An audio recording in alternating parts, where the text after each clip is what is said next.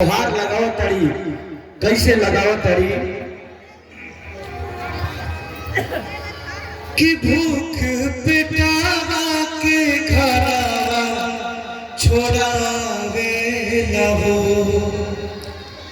परदेसवा में पिया के बिठावे लहो भूख पिटावा के घरवा छोड़ावे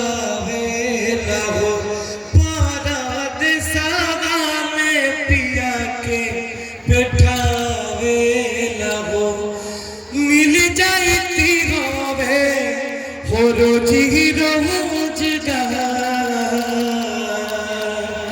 कौन कृपा कर तुवे छठी मैया हमरो सैया घर ही रहते हमरो सैया घर ही रहते इहे दुखवा हर तुवे छठी मैया हमरो सैया घर ही रहते हमरो सैया घर ही रहते।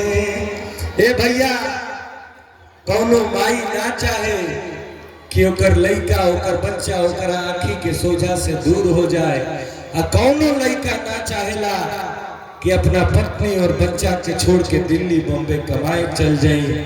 यही से की पारी रोजगार चाहिए वो बिहार में चाहिए ना भैया। बोले छठी मैया की छठी मैया की छठी मैया की आदित्य गोसैया की।